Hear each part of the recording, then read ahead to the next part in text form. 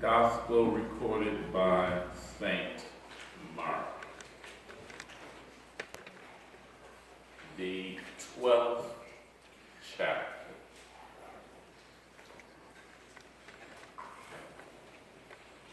The 12th chapter, I'll read the 28th through the 31st verse.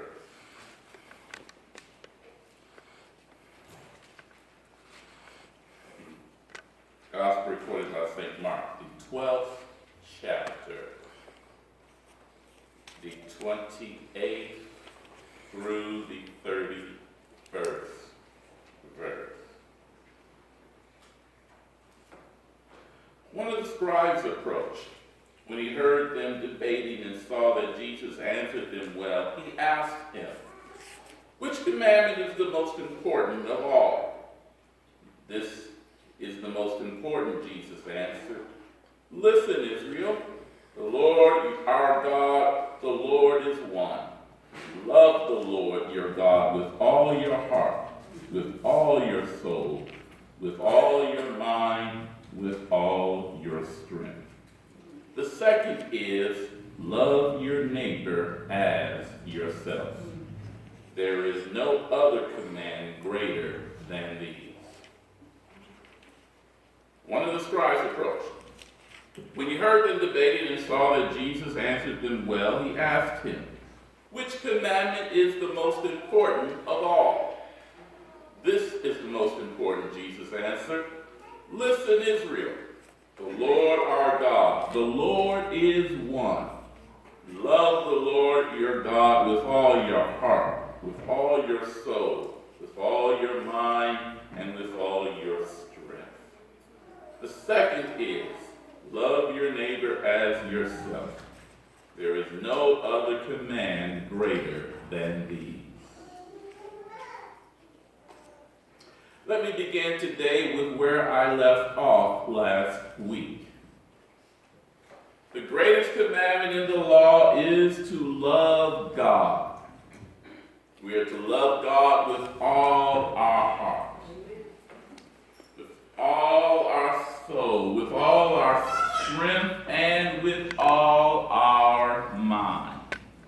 Now that doesn't mean that there are distinct parts of the individual, but rather the scripture is emphasizing that we are to love God with all that we are and all that we have.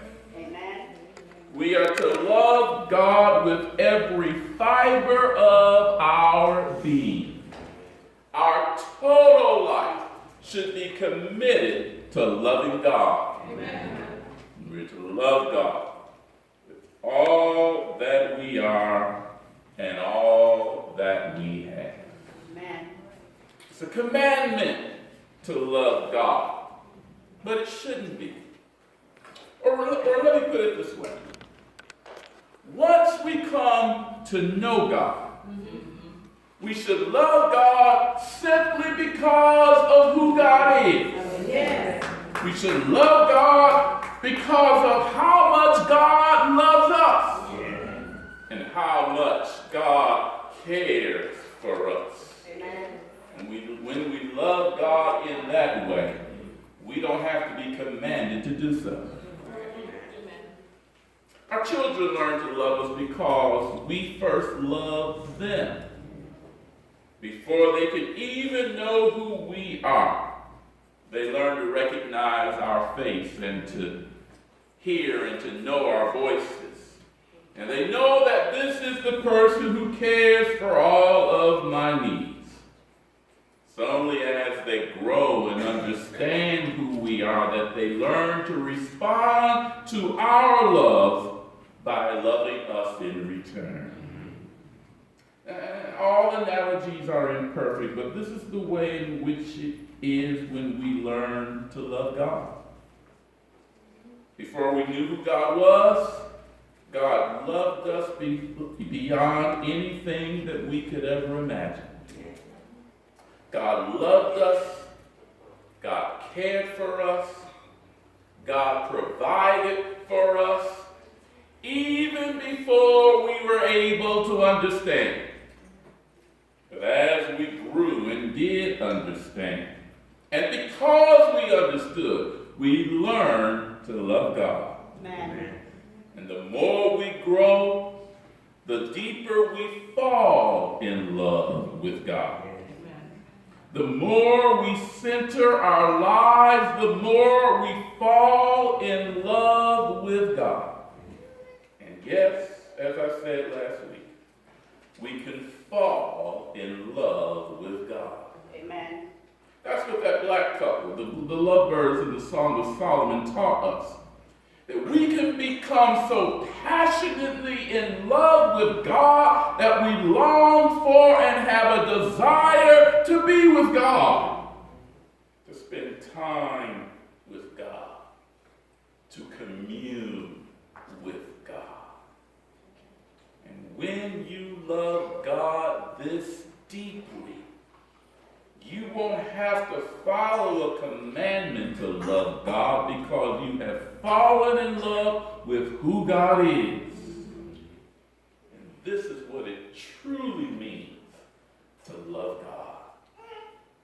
As I said last week, when you love God this deeply, it will show in who you are and in everything that you do. Amen. Yes. When you love God, God's love will exude from you. It will show in everything that you do. You won't have to tell people that you love God. All right. They'll see it in you. You don't have to go around telling anyone that you are God's servant. They will know it by how you live and how you act.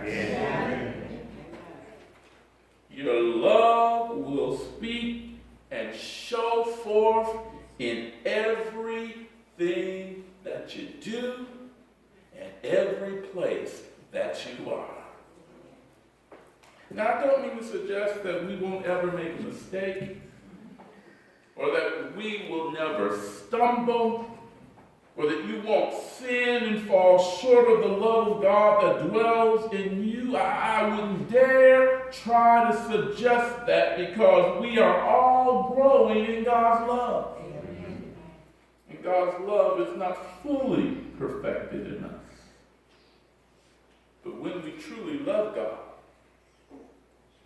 our desire is to do those things which are pleasing to God. And to allow God's love in our lives to show in everything that we do. Our desire is to live our lives in such a way that not only will God be pleased with who we are, but God will get the glory out of what we do. Yes, sometimes we may fall short. That doesn't mean we're not trying to do that. When we love God that deeply, flowing from that love is how we learn to treat our neighbors. Amen. Learning to love our neighbor comes from loving God. And this is what I call the result of loving God. And by the way, that's the title, the result of loving God. When you love God and love God deeply, it will result in your loving your neighbor as yourself. It really is a silly question to ask who is our neighbor. Because when you are in love with God, you realize that every human being is created in the image of God. And each person, because they are created in the image of God, is our brother and our sister. God loves each and every person just as much as we have come to understand and realize that God loves us. Because God loves each of us that much. Because God loves each of us more than we can even imagine. just as we love ourselves. And just as I said concerning God, we shouldn't have to be commanded to love our neighbors. Loving our neighbors is an extension of loving God. Loving God builds in us two things, or at least two things that I'll take the time to discuss this morning. Loving God builds in us mercy and compassion. While these are similar emotions, there are distinctions between these two things. To have or to show mercy is to extend kindness to someone. Now, we often think of mercy in reference to God, wherein God shows mercy instead of judgment. In this case, mercy is a reprieve from a punishment that we justly deserve. But who are we to judge anyone? Amen.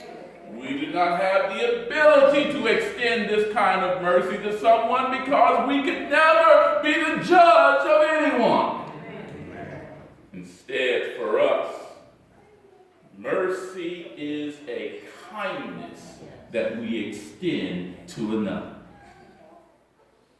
In the New Testament, the word for compassion is interesting. It literally means to be moved in your guts. To have compassion is to be so moved by someone's condition or circumstance that you feel their suffering at your deepest level. Your guts are really and actually moved by what you see in someone else. Compassion is not pity. You don't look down on someone and say how sorry that situation is. Unfortunately, however, some of us can only have compassion when something happens to us. We see something happening to someone and we think how bad it is, but we keep on moving. But when that thing happens to us, all of a sudden we then have compassion for everybody else. But true compassion that comes from God causes us to feel for a person even when we haven't had that experience. True compassion causes us to share a person's condition and moves us to help them do something about it. Amen. These two things, mercy and compassion, these two emotions are the results of loving God.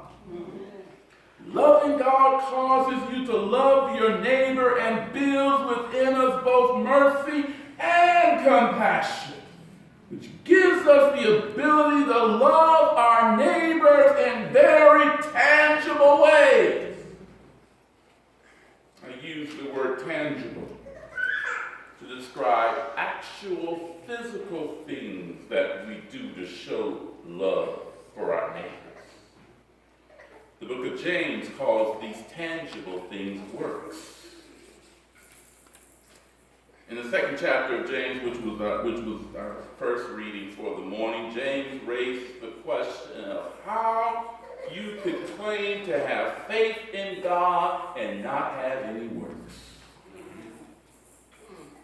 To have faith in God is more than just simply believing in God. James is talking about those persons who say that they love God and are committed to following God's commands. All right. This is what James means when he speaks of having faith. Yes. And we should all be shocked that James sees people in the church who claim to have faith in God, but their lives tell a different story. All right now. We should all be shocked by that. Certainly, we don't know anyone who says one thing but does something else. We don't know anybody like that.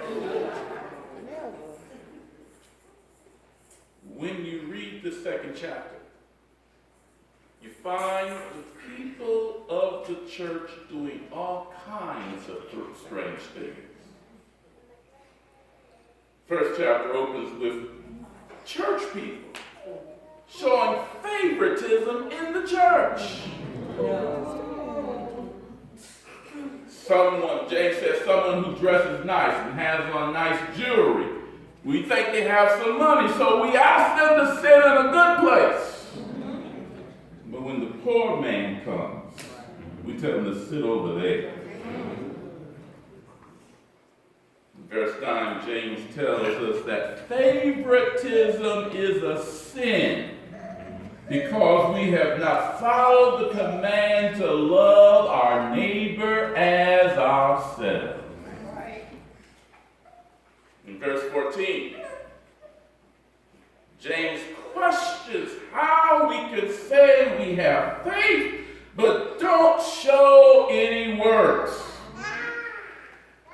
When we see someone who has needs, and needs is my word, James says when we see someone without clothes or lacks food, when we see someone who has need, we can't just say, I'll pray for you and keep stepping. We can't tell them we're going to pray and then send them on their way. James says if you have the means and the ability, we should offer our assistance. We are to help those who we see in need. Yes. This is what it means to have compassion. Compassion causes us to help those who we see in need. To love your neighbor as yourself. No one here would want to be in need and have everyone else pass them by.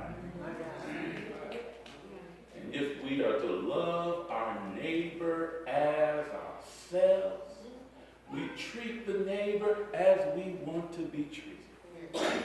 If we have the means and the ability, compassion should cause us to do whatever we can do to help those who are in need. For James, faith requires works. You cannot have faith if there are no works exhibited in your life. You can't say that you love God if it cannot be seen in how you treat your neighbor. Amen. We can't say that we have faith in God if it isn't exhibited in what you do. But works are what comes naturally from faith. James says this, and I'm in complete agreement with him. I just want to use different language to say it. When we love God, and when we love God deeply, when we grow in God and God's love, God's mercy and compassion grows in us. Amen. Amen. And as these things grow in us, Yes, Lord. and as God's love grows in us, we learn to love our neighbors as ourselves. Yes. Mercy and compassion flows from the love of God which is in us. God's love will flow from us in a way in which will cause us to care for our neighbors. When God's love flows from us, we can't see someone in need and pass by. When God's love flows from us, we can't see someone in trouble and not offer our help. All right, all right. When God's love flows from us, Yes. we can't see someone who is experiencing pain, someone going through some problem, and not try to do what we can to help them come through.